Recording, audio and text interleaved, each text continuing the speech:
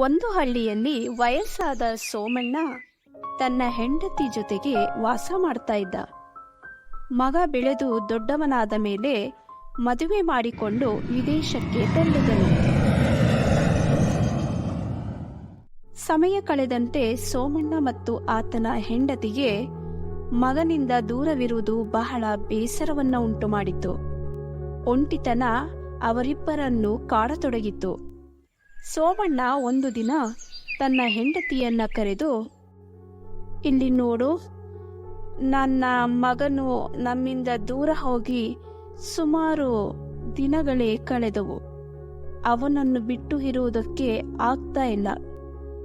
ಅವನು ಬಹಳವಾಗಿ ನೆನಪಾಗ್ತಾ ಇದ್ದಾನೆ ಎಂದು ತುಂಬಾ ನೊಂದುಕೊಂಡು ಹೇಳಿದನು. ಅದಕ್ಕೆ ಆತನ ಹೆಂಡತಿ, ಅರೆ, ಅದಕ್ಕೆ ಯಾಕೆ ಚಿಂತೆ ಮಾಡ್ತೀರಾ? ನಿಮ್ಗೆ ಈಗ ನಿಮ್ ಮಗನ ಹತ್ರ ಮಾತಾಡ್ಬೇಕು ಅಷ್ಟೇ ತಾನೇ? ಇರಿ, 1 ನಿಮಿಷ ಬಂದೆ ಎಂದು ಹೇಳಿ ಮೊಬೈಲ್ನಿಂದ ತನ್ನ ಮಗನಿಗೆ ಕಾಲ್ ಮಾಡಿದಳು.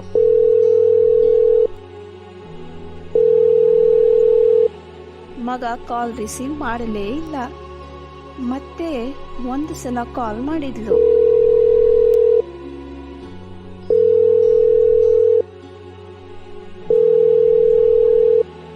ಆಗ್ಲೂ ಆ ಮಗ ಕಾಲನ್ನ ರಿಸೀವ್ ಮಾಡಲೇ ಇಲ್ಲ. ಕೊನೆಗೆ ಆಕೆಗೆ ಕೊಂಚ ಬೇಸರವಾಯಿತು. ಆಗ ಅವಳು ತನ್ನ ಗಂಡನಿಗೆ, ಅರೆ, ಮಗ ಕಾಲ್ ರಿಸೀವ್ ಮಾಡ್ತಿಲ್ಲ, ಪಾಪ, ಅವನು ಯಾವುದೋ ಕೆಲಸದಲ್ಲಿ ಬ್ಯುಸಿ ಇರಬೇಕು ಅಂತ ಅಂದ್ಕೊಳ್ತೀನಿ. ಬಿಡಿ, ನೀವು ಚಿಂತೆ ಮಾಡಿ ಬೇಸರ ಮಾಡ್ಕೊಳ್ಬೇಡಿ, ಮತ್ತೆ ನಾಳೆ ಒಂದ್ಸಲ ಕಾಲ್ ಮಾಡೋಣ, ಸರಿನಾ? ಈಗ ನೀವು ಅದ್ರ ಬಗ್ಗೆ ಚಿಂತೆ ಮಾಡ್ತಾ ಕುಳಿತುಕೊಳ್ಬೇಡಿ, ಬನ್ನಿ ಊಟ ಮಾಡಿ ಮಲಗಿ ಎಂದು ಹೇಳಿ ಅಡಿಗೆ ಮನೆಯ ಕಡೆಗೆ ಹೊರಟಳು. ಮಾರನೇ ದಿನ ಸೋಮಣ್ಣ ಹೊರಗೆ ತಿರುಗಾಡಲು ಹೊರಟಾಗ ರಸ್ತೆಯಲ್ಲಿ ಅವನಿಗೆ ಅವನ ಸ್ನೇಹಿತ ಸಿಕ್ಕಿದ.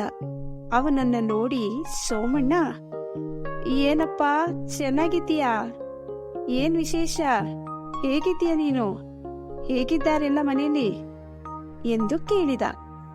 ಅದಕ್ಕೆ ಅವನು, ಹಾ ಸೋಮಣ್ಣ, ನಾನ್ ಬಹಳ ಚೆನ್ನಾಗಿದ್ದೀನಿ, ಸಂತೋಷವಾಗಿ ಆರಾಮಾಗಿದ್ದೇನೆ. ಈಗ ನಿನ್ನೆ ನನ್ ಮಗ ವಿದೇಶಕ್ಕೆ ಹೋಗಿದ್ನಲ್ಲ, ಅವನೀಗ ತನ್ನ ಹೆಂಡತಿ ಮಕ್ಳ ಜೊತೆ ಮನೆಗ್ ಬಂದಿದ್ದಾನೆ. ರಜೆ ಅಂತೆ ಅವ್ರಿಗೇನೋ, ಆಗಾಗ ಮನೆಗ್ ಬಂದಿದ್ದಾನೆ. ಮಗ, ಸೊಸೆ, ಮೊಮ್ಮಕ್ಳು ಜೊತೆ ಖುಷಿಯಾಗಿ ಆರಾಮಾಗಿದ್ದೇನೆ ಎಂದು ಹೇಳಿದ. ಅಂದ್ಹಾಗೆ ಸೋಮಣ್ಣ, ನಿನ್ ಮಗನು ವಿದೇಶಕ್ಕೆ ಹೋಗಿದ್ದ ಅಲ್ವಾ, ಅವನು ಬಂದಿದ್ದಾನಾ ಎಂದು ಕೇಳಿದ. ಅದಕ್ಕೆ ಸೋಮಣ್ಣ ಏನು ಹೇಳಬೇಕಂತ ಹೇಳಿ ಗೊತ್ತಾಗದೆ ಸ್ವಲ್ಪ ಸಮಯ ಯೋಚಿಸಿ, ಇಲ್ಲ, ಅವನ್ ಬಂದಿಲ್ಲ, ಅವನ್ಗೆ ಅಲ್ಲಿ ಬಹಳ ಕೆಲ್ಸವಂತೆ, ಫೋನ್ ಮಾಡಿ ಹೇಳ್ತೀನಿ ಅಂತ ಹೇಳಿದ್ದಾನೆ. ಅದ್ ಯಾವಾಗ ಬರ್ತಾನೋ ಏನೋ ಗೊತ್ತಿಲ್ಲ, ನಾವು ಅವನಿಗಾಗಿ ಕಾಯ್ತಾ ಇದ್ದೇವೆ ಎಂದು ಹೇಳುತ್ತಾ ಅಲ್ಲಿಂದ ಹೊರಟು ಹೋಗ್ತಾನೆ. ಮನೆಗೆ ವಾಪಸ್ ಬರುವಾಗ ಅವನ ಕಣ್ಣುಗಳಲ್ಲಿ ನೀರು ತುಂಬಿಕೊಂಡು ಮಗನನ್ನು ನೆನೆಯುತ್ತಾ ಹೆಜ್ಜೆ ಹಾಕ್ತಾನೆ.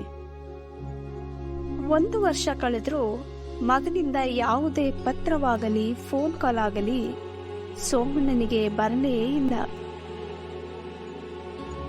ಸೋಮಣ್ಣ ತನ್ನ ಹೆಂಡತಿಗೆ ಹೇಳಿದ, ಅರೆ, ಇಲ್ಲಿ ಕೇಳು, 1 ವರ್ಷ ಆಯ್ತು, ನನ್ನ ಮಗನ ಕಾಲ್ ಯಾವುದು ಪತ್ರವಾಗ್ಲಿ ಏನು ಬರಲಿಲ್ಲ.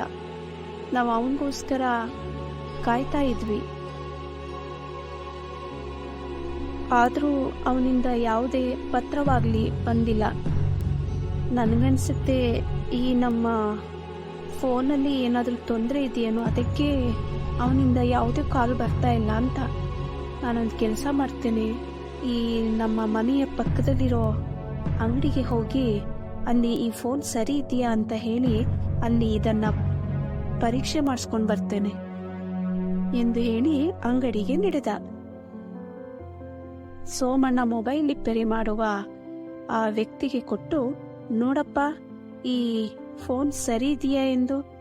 ನನ್ನ ಮಗ ವಿದೇಶದಲ್ಲಿದ್ದಾನೆ, ಅವನಿಂದ ಯಾವುದೇ ಕಾಲ್ ಬರ್ತಾ ಇಲ್ಲ. ಈ ಫೋನ್ ಸರಿಯಾಗಿದೆಯಾ ಏನು ಅಂತ ಹೇಳಿ ಸ್ವಲ್ಪ ಚೆಕ್ ಮಾಡಿ ಹೇಳಪ್ಪ ಎಂದು ಹೇಳಿ ಆ ಮೊಬೈಲನ್ನ ಅವನಿಗೆ ಕೊಟ್ಟ. ಮೊಬೈಲ್ ರಿಪೇರಿ ಮಾಡುವವನು ಅದನ್ನ ನೋಡಿ, ಹಾ ಸರ್, ಇದು ತುಂಬಾ ಚೆನ್ನಾಗಿದೆ. ಈ ಮೊಬೈಲ್ನಲ್ಲಿ ಯಾವುದೇ ತೊಂದರೆಗಳಿಲ್ಲ.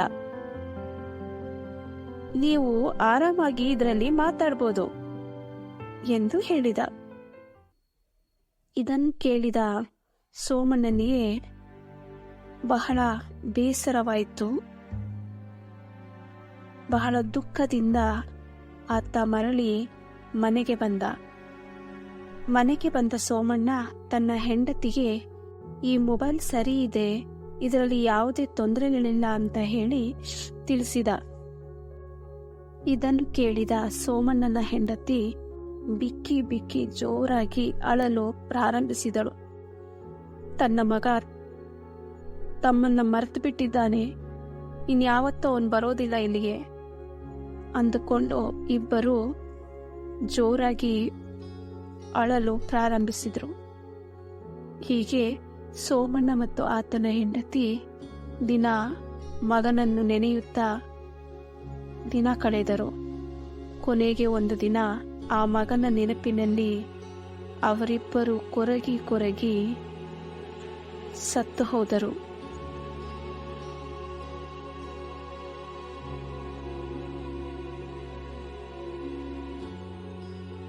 ಅವರಿಬ್ಬರ ಅಂತ್ಯಕ್ರಿಯೆಯನ್ನು ಮಾಡಲು ಸಹ ಆತನ ಮಗ ಬರಲೇ ಇಲ್ಲ.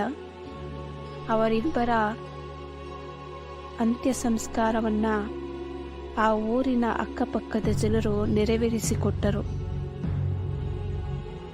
ಕೊನೆ ಕ್ಷಣದಲ್ಲೂ ತನ್ನ ತಂದೆ ತಾಯಿಯನ್ನ ನೋಡಲು ಆ ವಿದೇಶಕ್ಕೆ ಹೋದ ಮಗ ಬರಲೇ ಇಲ್ಲ. ಕಥೆಯ ನೀತಿ: ತಂದೆ ತಾಯಿ ಬದುಕಿರುವಾಗಲೇ ಅವರ ಸೇವೆಯನ್ನ ಮಾಡಬೇಕು. ನಿಮಗೆ ಈ ವಿಡಿಯೋ ಇಷ್ಟ ಆದಲ್ಲಿ ಲೈಕ್ ಮಾಡಿ, ಶೇರ್ ಮಾಡಿ, ಹಾಗೆ ಸಬ್ಸ್ಕ್ರೈಬ್ ಮಾಡೋದನ್ನ ಮರಿಬೇಡಿ.